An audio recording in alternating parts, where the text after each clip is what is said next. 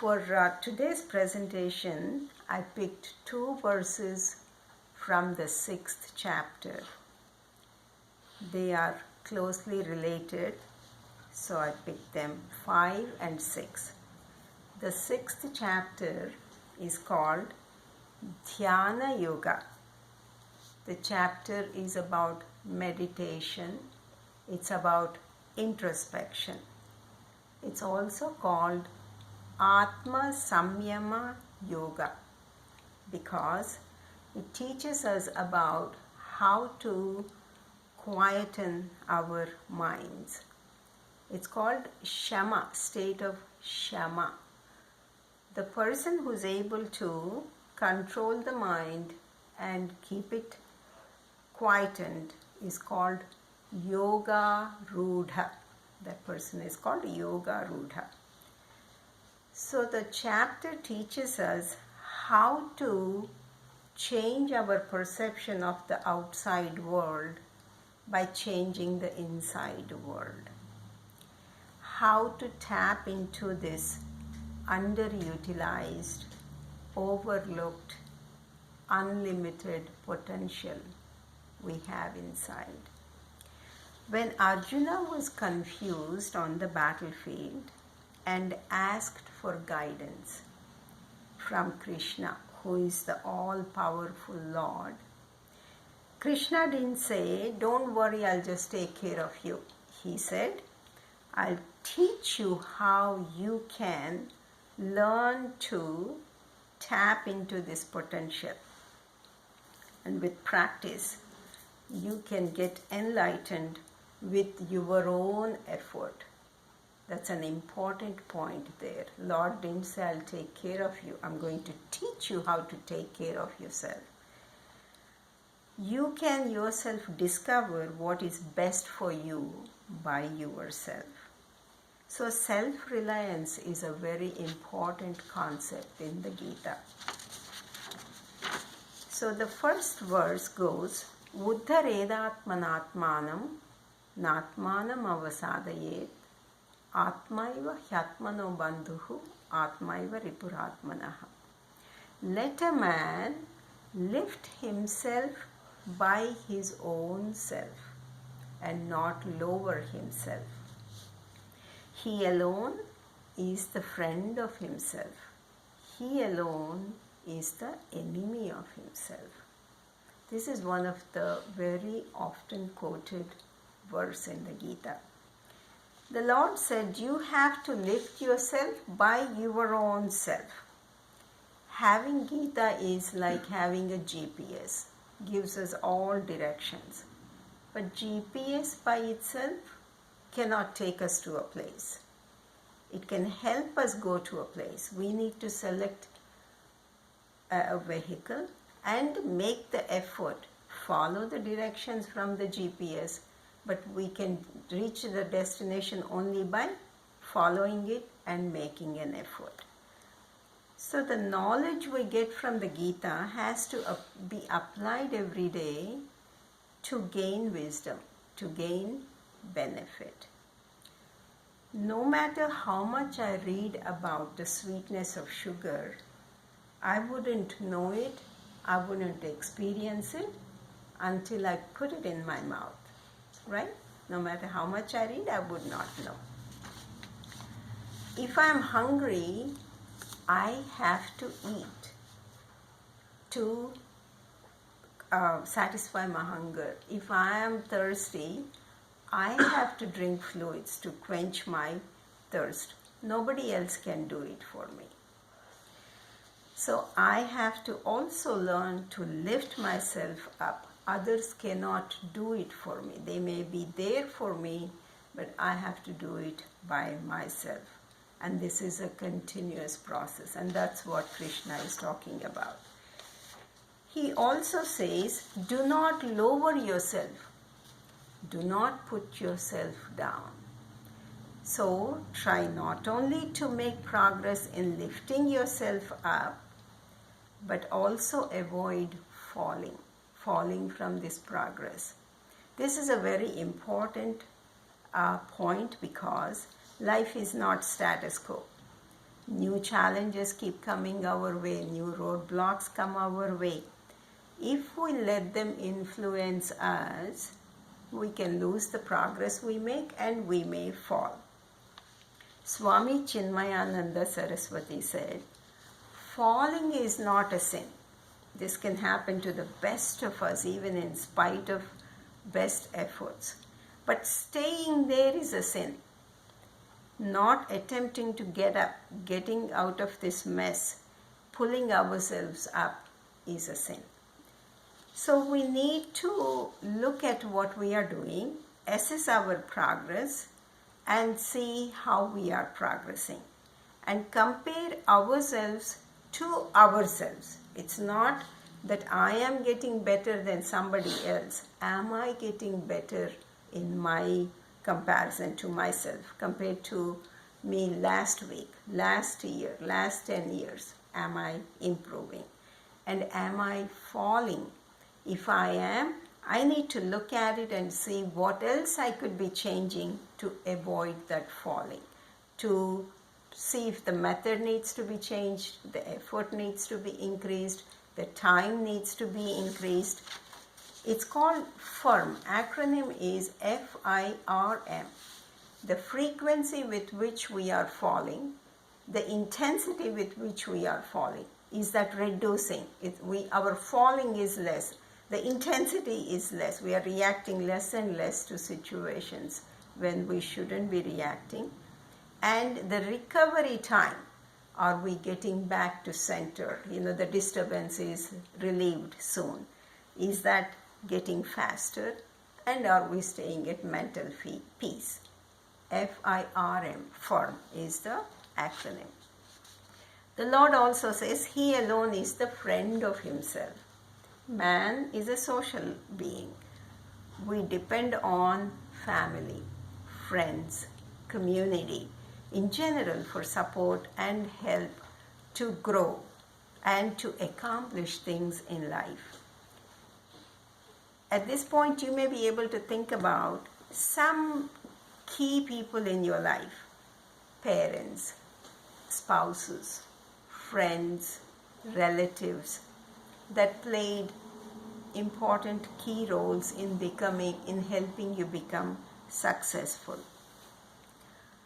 However, none of them could help us if we did not put forth the effort ourselves. They could try to help us, but we have to support ourselves. We have to encourage ourselves and keep trying, especially when the going is getting tough. Okay? They say even God cannot help somebody who is not trying to or willing to help himself or herself.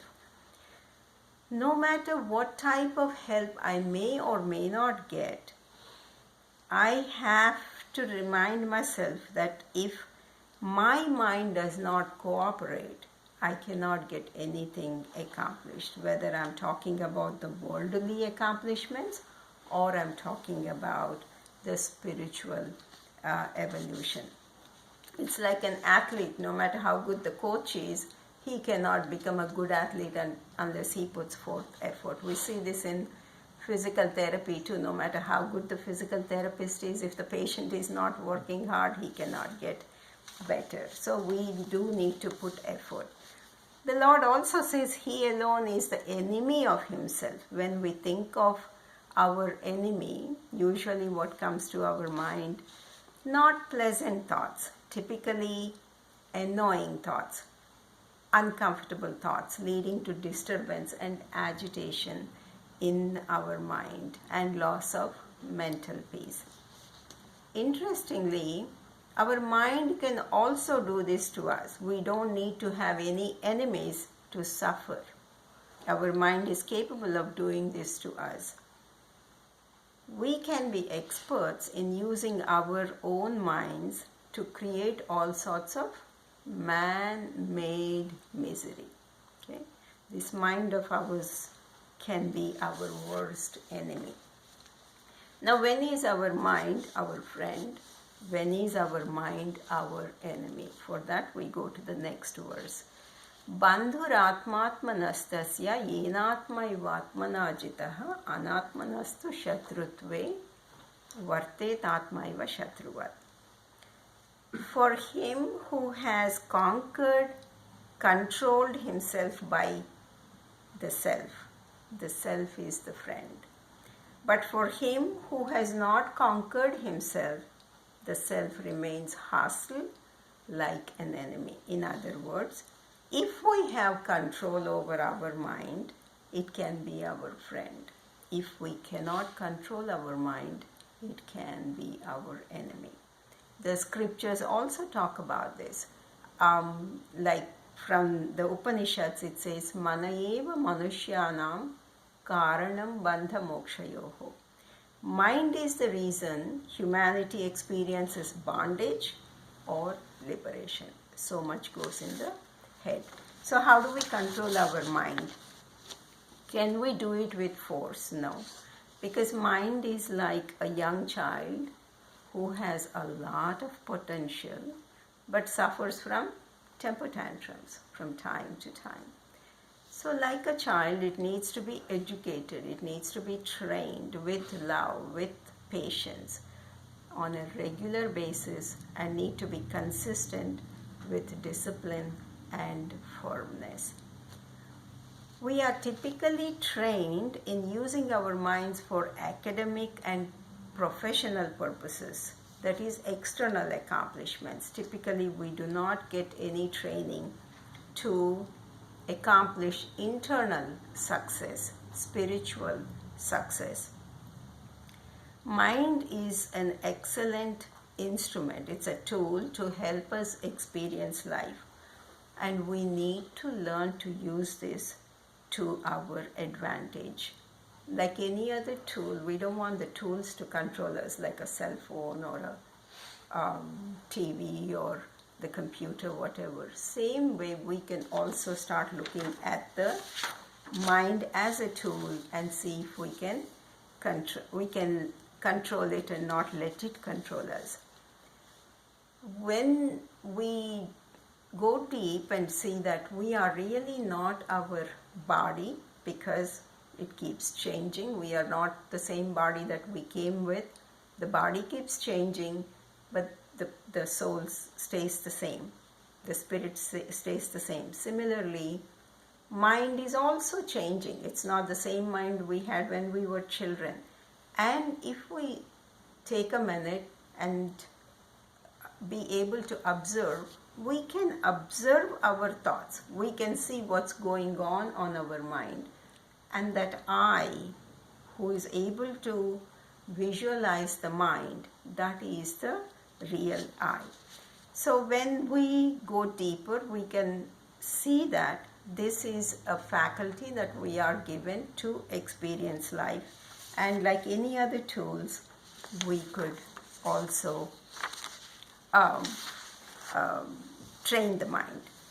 A mind with emotional gyrations, a mind filled with emotional thoughts such as anger, guilt, grudge, hatred, all this cannot be at peace. A mind which is not at peace cannot be our friend.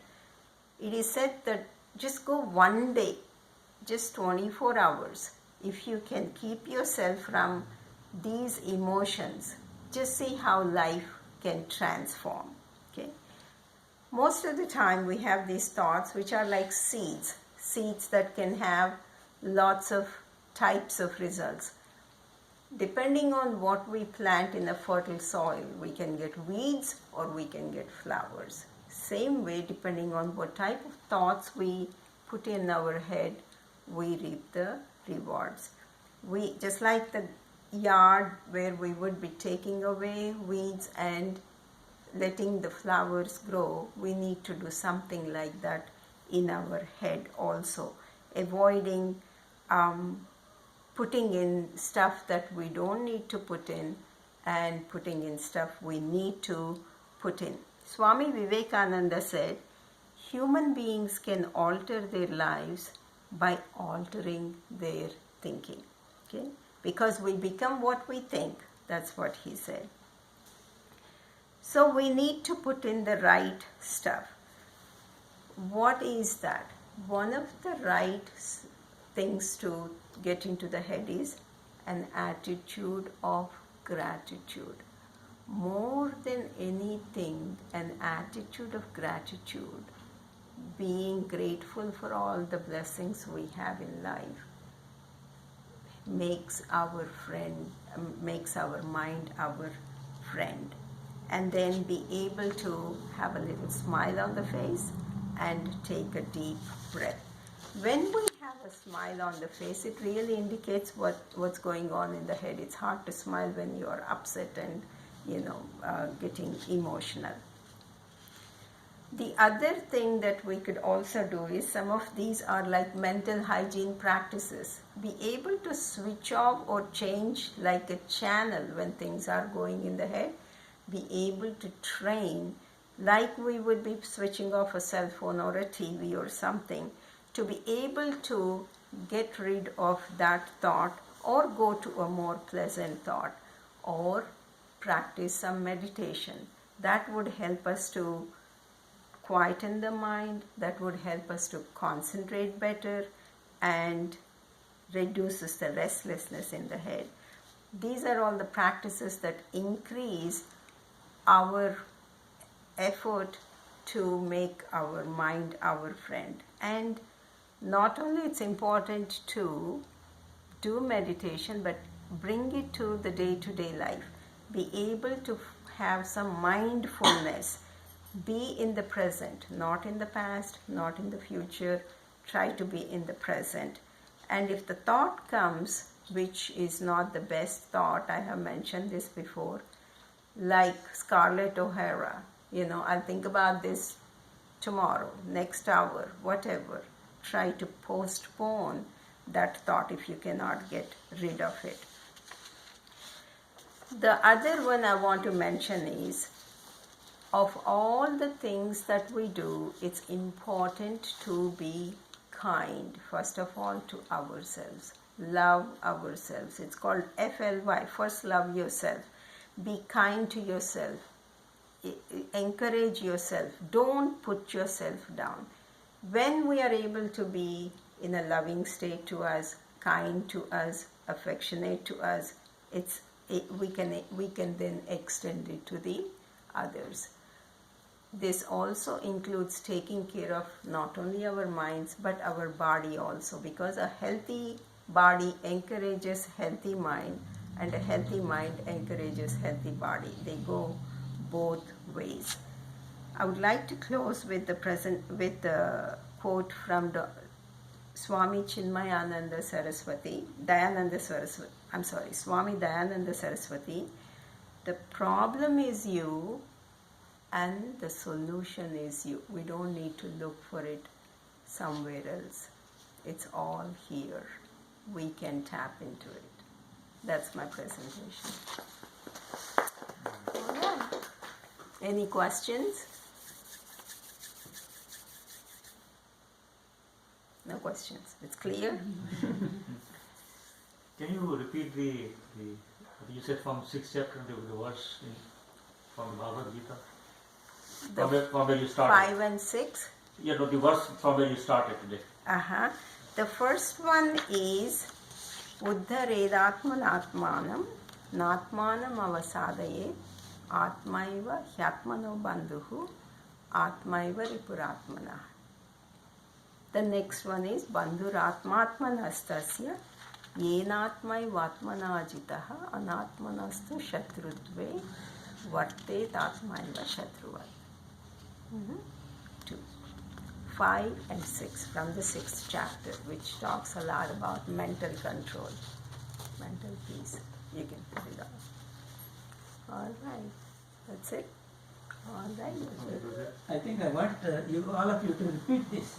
Okay. It's a very, very popular. Anybody who reads Gita, they quote this very often. There are several good ones. This is the most often quoted.